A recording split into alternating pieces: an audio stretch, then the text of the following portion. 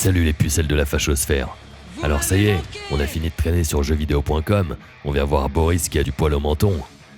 Donc me revoilà pour une nouvelle tournée de gifles en direction de la départementale du gauchisme. Je vous cache pas que j'ai les nerfs, je ressors du commissariat d'autoroute là. 48 heures de dégrisement. J'ai dégommé une bouteille d'Armagnac au volant de mon 39 tonnes. Ah, ça m'oblige à conduire sans permis. Mais j'assure, même à 14 grammes, je pilote mieux que Choumi. Enfin, il faudrait pas que je finisse comme un légume non plus. Je suis carnivore, moi. D'ailleurs, putain, ça donne faim de boire. J'ai encore plus la dalle que Cohn-Bendit à Disneyland. J'ai les crocs comme Brigitte Macron en visite au salon de l'étudiant. Ah putain de bagnole. Désolé les amis, ma fourche a langué. Ma langue a fourché. Bon, si vous êtes remonté dans le cockpit à tonton Boris, c'est pour vous faire savater le ravioli avec sauvagerie, comme une chèvre en chaleur au milieu d'un groupe de bédouins en rut. La vie est une dure lutte. Et la France, une usine à gaz qui fonctionne au charbon. En parlant d'usine, j'ai cru comprendre qu'on risquait d'avoir froid cet hiver. Malgré le réchauffement climatique. Bah alors Greta, how dare you? Je vais vous expliquer l'affaire. Tout est clair. J'ai un instant de lucidité comme on dit chez les alcooliques chroniques. Comment Macron a transformé la France en Titanic énergétique? On va analyser ça tout de suite. Allez, c'est parti.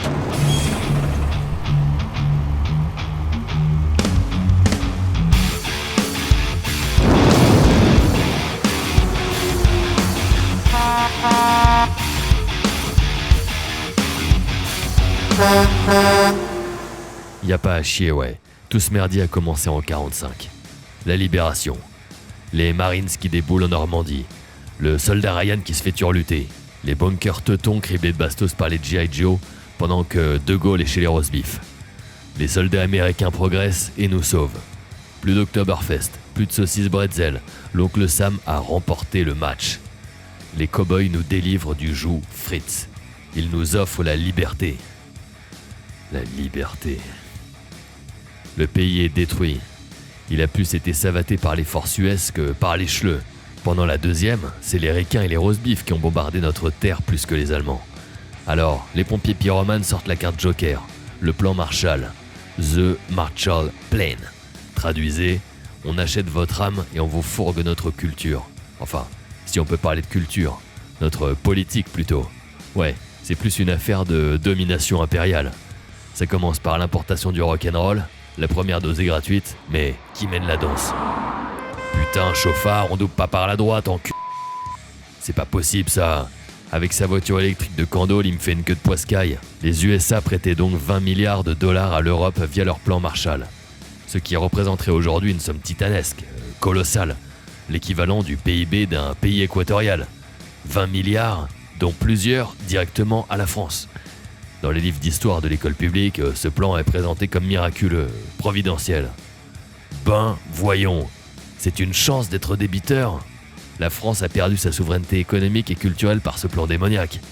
Elle a ensuite construit les architectures les plus dégueulasses de son histoire dans les années 60, symptôme que le plan l'avait rendu complètement malade. Si c'est gratuit, c'est toi le produit. La France toucha 2,5 milliards de dollars, sans besoin de rembourser. Mais en devant accepter la sous-culture américaine de Prolo++ style McDo, Coca et toutes ces merdes bourrées de sucre industriel qui rendent aussi mongoliens que malades, en mauvaise santé et donc dépendants des médicaments et des traitements des lobbies pharmaceutiques comme Big Pharma qui ont pignon sur rue à la Commission européenne et qui génèrent des milliards et des milliards de dollars chaque mois sur le dos d'une population de pachydermes ventripotents addicts au sucre et manipulables à souhait. Mission réussie, l'investissement est rentable. Une fois, j'ai pris Jean-Michel Apathy en stop. Il avait serré son moteur. Il agitait lâchement son pouce sur le bord de l'autoroute. J'ai eu pitié, il est monté. Il m'a raconté qu'il voulait raser le château de Versailles aussi court que son crâne chauve d'agiter du bocal. J'ai écouté. 2 gifles paternalistes plus tard, je l'ai débarqué. Jean-Michel antipathique. Retourne vendre des bagnoles. Si t'as du V6 qui rugit, on pourra peut-être s'entendre. À l'époque du plan Marshall, la thune était indexée sur le volume d'or dont disposaient les US. Imprimé certes, mais indexé sur un volume représentant une valeur palpable, physique, constante. Donc une valeur réelle et non pas fictive. Le problème, c'est que ça a pas duré. C'est qu'ils sont malins ces ricains. Sous prétexte de raisons légitimes au début des années 70, ils ont mis en place une utopie monétaire délirante. Pour la faire simple, les accords de Bretton Woods furent rompus. Les USA décidèrent d'un commun accord, enfin, surtout du leur, que le dollar n'avait plus besoin d'être indexé sur quoi que ce soit, qu'à partir de maintenant, la planche à billets pouvait tourner de façon illimitée, sans contrepartie, à toute berzingue. Comme quand je pousse mon camtar en fond de 6ème sur la 10 et que je fume le réservoir de 1500 litres en à peine 15 bornes. En fait, l'oncle Sam, il a décidé d'organiser une partie de Monopoly dans laquelle il est à la fois joueur et en même temps la banque, juge et partie. Comment lutter? Il nous paye, nous refont que sa sous-industrie populaire de soda de mes deux, et pour finir, il se renfloue ad vitam aeternam en faisant tourner l'imprimante à gogo. GG, fils de p***. Fair to say you simply flooded the system with money. Yes, we did. That's another way to think about it. We did. Where does it come from? Do you just print it? We print it digitally. So we, as a central bank, we have the ability to create money. Quand nous, on doit trimer pour créer de la valeur, toi, tu la génères ex nihilo. Sympa l'équité dans les échanges commerciaux en cul bas. On a vu le plan Marshall. Bretton Woods. On en arrive maintenant au traité de Maastricht qui a instauré l'Union Européenne. Je vais aller vite, mais c'est juste le moment où la France a perdu sa souveraineté. C'est le moment où elle est littéralement sortie de la démocratie pour rentrer en position de vassalité à la technocratie lobbyiste de Bruxelles. Je vais vous expliquer. Mais d'abord, qui a appelé à ratifier cette merde? Méluche, par exemple, qui a soutenu ce traité dès le début avant de retourner sa veste quelques années plus tard. Il faut savoir que le père fondateur des prémices de cette organisation, Jean Monnet, n'était rien d'autre qu'un Français devenu banquier américain dans les années 30. Toute la vision de Monnet est contenue dans cette anecdote racontée par Valéry Giscard d'Estaing en 77 au Palais de l'Élysée. Jean Monnet lui dit « J'ai vu à votre façon d'agir que vous avez compris l'essentiel. Oui, j'ai vu que vous aviez compris que la France était désormais trop petite pour pouvoir résoudre seule ses problèmes. Trop petite. Et le Japon, la Suisse, est-ce qu'ils ont eu besoin des Yankees pour rester performants après les crises? Cette dépendance a été sciemment organisée. Le Circus Politicus a démontré l'existence de liens étroits entre Monnet et la CIA. Il y a sûrement des excès dans cette investigation, mais tout n'est pas acheté, loin de là. L'UE de Maastricht n'est qu'une porte ouverte au pillage et à l'asservissement des nations du vieux continent. La France éternelle des cathédrales, des châteaux forts, des centaines de victoires militaires depuis 1500 ans se retrouve en mode gentil toutou tenu en laisse par l'état profond US via Bruxelles et ses lobbyistes. Quelle plaie! Marianne, c'est devenu la crampe dans Pulp Fiction. La crampe dont je parlais déjà dans l'épisode précédent.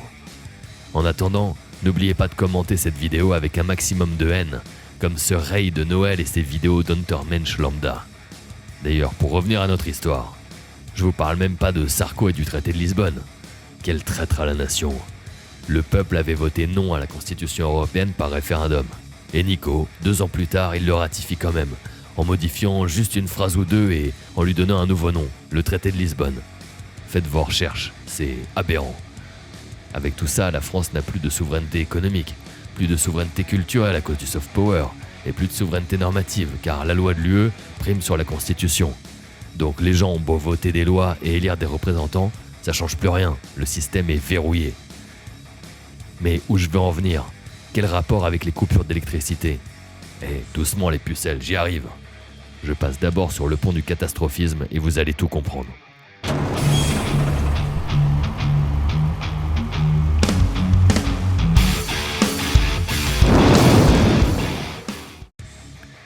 Le catastrophisme, c'est quoi? C'est quand je roule sur des cassos en trottinette électrique avec mon 39 tonnes à Grand Boulevard.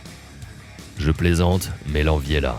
Le catastrophisme, c'est la politique mondialiste qui est appliquée en France depuis les années 80. Elle fonctionne encore mieux que Myrlène pour laver les esprits. Une vraie religion, un opium puissant pour le peuple. La France ayant été décatholicisée en 1789, 1905 et 1968, la nouvelle spiritualité dogmatique en place est devenue la science. La science instrumentalisée par la gauche libérale libertaire et atlantiste en fait. Celle qui disait dès les années 90 que le réchauffement climatique aurait englouti pas mal d'îles touristiques avant l'an 2000, comme les Maldives. Avant de développer tous ces titres, arrêtons-nous quelques secondes sur une information qui nous arrive en droite ligne de New York. Si l'on en croit le directeur du Bureau de l'environnement des Nations Unies à New York, plusieurs pays pourraient disparaître sous les flots d'ici 10 ans. Le catastrophisme, c'est la politique mondialiste qui est appliquée en France depuis les années 80. C'est celle qui prévoyait une apocalypse avec le sida, carrément une extinction de l'humanité. Sida qui au final n'a tué personne à part quelques homos camés de New York genre Freddie Mercury, Andy Warhol ou Kessaring. Ah bah quand on passe ses nuits à s'enfiler la rondelle sous CC, on mérite son Darwin Award. Le catastrophisme, c'est aussi le bug de l'an 2000, H1N1, la grippe aviaire, la vache folle, etc. etc. Au final, rien n'a été terrible comme prévu, rien n'a arrêté la croissance ni le développement de l'homme. La preuve, on vient de passer la barre des 6 milliards de Mongoliens ici-bas. Prévision scientifique mon cul, ouais. Système de politique impérialiste par la terreur surtout. Intéressez-vous aussi au scandale du ClimateGate, qui a définitivement décrédibilisé le GIEC il y a une dizaine d'années. En 50 piges, la France a donc été lessivée par le plan Marshall, la fin des accords de Bretton Woods, puis par la mise en place du traité de Maastricht et celui de Lisbonne. Le tout catalysé par le catastrophisme, ça a donc abouti à une France hystérique et manipulable à souhait par les États-Unis. En fait, la France est devenue une simple province de l'empire Yankee pour résumer. Une vache à lait que trait à souhait l'oncle Sam. Et cette France, loin d'être stérilisée, a engendré son golem final. Il s'appelle Manu et il va nous couper le jus cet hiver. En un demi-siècle, par des manœuvres de politique internationale de fils de lâche, les hommes français sont passés de bons pères de famille du style Chevalier Bayard en costard à pince des années 50 à des sortes d'émos autodestructeurs qui votent 2 fois de suite pour leur propre bourreau. Bourreau qui va maintenant leur couper les vivres, comme un vouivre, peu d'électricité. Et ouais, en même temps, moi je m'en tape, je dors dans mon camtar et je roule au sans-plomb le plus polluant que je trouve. Venons-en au tweet du monarque Jupiter, à la déclaration du roi soleil des lumières fictives de la nuit maçonnique. Désactiver notre source énergétique la plus efficace? Mais pourquoi il veut faire ça? Pourquoi éteindre les réacteurs nucléaires? Il veut les remplacer par des éoliennes? Ah, super idée, comme ça on aura encore plus d'animaux aussi stressés et suicidaires que les Français. Au moins, il y aura une homogénéité entre les bêtes et les hommes. Le Français vote comme un pigeon, on le considère comme tel. À Nozay, en Loire-Atlantique, ces éoliennes sèment le vent de la discorde. Depuis leur installation il y a 7 ans, cet agriculteur a perdu plus de 300 vaches. Mais Didier pense avoir une preuve contre les éoliennes. Lorsqu'elles se sont arrêtées quelques jours, les conditions de traite se sont tout de suite améliorées. Un changement enregistré par le robot de traite. On a quand même des mesures scientifiques avec le robot de traite. Le principe de précaution doit être mis en place. Donc c'est l'arrêt total du site éolien. Le nucléaire est l'énergie la plus propre que l'homme ait jamais conçue. Les rapports sérieux des scientifiques sont sans appel. Et je parle pas des scientifiques endoctrinés par la gauche. Je parle de ceux dont on a le droit de remettre en cause le travail. La France a un des parcs nucléaires les plus burnés au monde. On est la 5e puissance mondiale. Une gamine autiste étrangère en pleine crise d'ado vient chialer à l'Assemblée nationale, et hop, aussitôt, le banquier de Rothschild s'aligne et décide de tirer le rideau sur les centrales. Maintenant, j'en viens au cœur du sujet. Au cœur du réacteur nucléaire. Zelensky, celui qui joue du piano debout. On en chie des bulles avec le Covid depuis 2 piges, le Gus déboule fin 2021 avec une intention ferme, casser les couilles à la planète. Qu'est-ce qui t'arrive, Vlad? Pourquoi vouloir rentrer dans l'OTAN? L'OTAN, c'est une organisation créée par les États-Unis contre la Russie, précisément. T'as réfléchi aux conséquences? Pour Poutine, ça ferait une frontière directe des USA avec son territoire, et ça, c'est pas envisageable. Il prévient Zelensky pendant des mois que si l'Ukraine rentre dans l'OTAN, il lui déclare la guerre. Zelensky persiste et signe, poussé par la pression des Yankees. Donc la guerre commence. À la rigueur, nous, on s'en fout, on n'est pas concernés directement.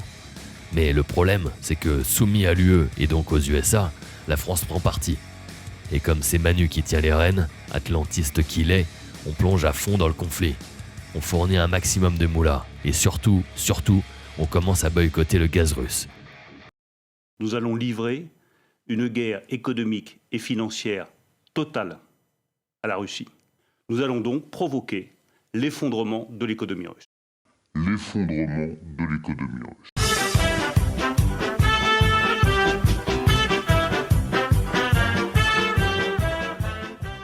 Vous voyez l'affaire venir? Rien de plus simple. On ferme nos centrales nucléaires en 2020 et 2 ans plus tard, on boycotte le gaz russe qui est notre principale source d'énergie non électrique. Mais comment vous voulez qu'on se chauffe cet hiver ? Ah, les cons, ça ose tout, c'est même à ça qu'on les reconnaît. Pour finir la démonstration, je vous résume un bouquin qui s'appelle Le Grand Échiquier, écrit par Brzezinski. Vous allez tout capter. Brzezinski, c'est l'équivalent d'Attali ici. Celui qui n'est pas au pouvoir, mais qui oriente, qui influence, qui contrôle, sans prendre la responsabilité. Brzezinski, ce qu'il dit en 1997 dans ce bouquin, c'est simple. Il affirme sans concession que l'impérialisme américain doit assurer sa primauté dans le monde. Il dit que pour dominer, les États-Unis doivent diviser leurs ennemis pour mieux régner, et que cette action doit se concentrer sur l'Eurasie. En divisant le continent en 2, les Américains s'assurent qu'aucune alliance ne puisse exister entre l'Europe et la Russie. Le but, c'est que ses voisins s'engueulent en permanence comme dans l'émission de Julien Courbet. Ce qui est génial avec cette stratégie, c'est que le merdier qui est produit outre-Atlantique ne leur retombe jamais sur la ganache. À part quelques militaires sacrifiés, quelques GI envoyés au charbon, ça reste de l'autre côté de la planète pour Washington. Donc, ils impriment un max de bifton et envoient des tonnes d'armes histoire de foutre le feu de l'autre côté de l'océan dans des conflits qu'ils fomentent de A à Z, comme cette guerre en Ukraine, et dans laquelle l'Europe prend parti contre la Russie. L'Europe et la Russie s'entre-déchirent. Super, 2 concurrents en moins. D'une pierre, 2 coups. Macron répond aux ordres de Washington tout simplement. Pour faire simple, si on risque de ne plus avoir de chauffage cet hiver, c'est qu'on est comme dans un film. Un film qui serait un mélange de Y a-t-il un pilote pour sauver l'avion et de Titanic. Biden dans le rôle de Leslie Nelson qui conduit le bateau. Bateau qui symbolise l'Europe. Zelensky et Manu sont dans la cale. Ils coulent une parfaite idylle. Poutine, lui, il est sur l'iceberg comme un pingouin en kimono, l'œil déterminé. Le paquebot fonce droit sur l'iceberg. La France a mis hors service ses réacteurs qui nous auraient permis de changer de trajectoire. Mais c'est trop tard pour les rallumer. Le Titanic se fisse sur le cul sur l'iceberg, Biden se fait élitreiller et rentre au pays de l'oncle Sam. La croisière s'amuse.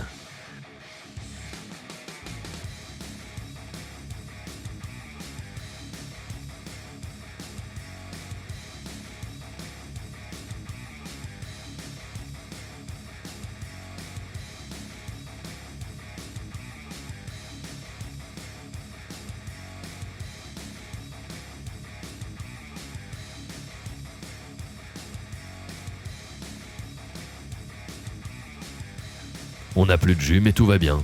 Ni gaz, ni nucléaire. Greta et Biden se frottent les mains, mission réussie.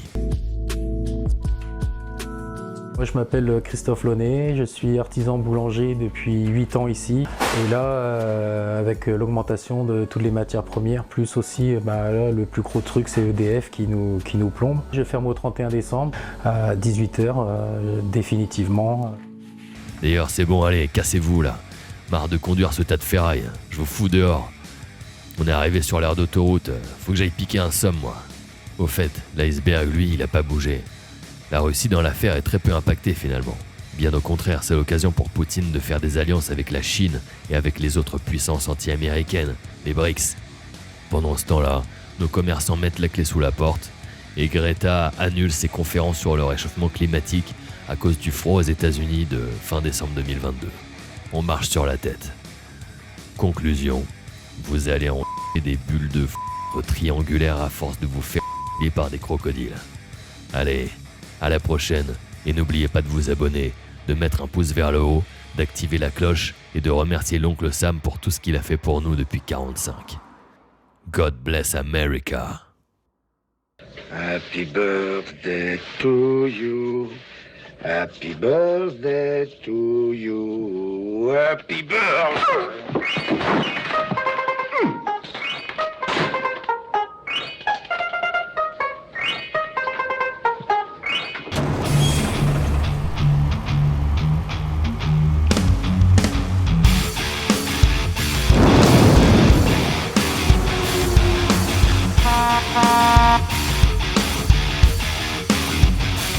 Ha ha.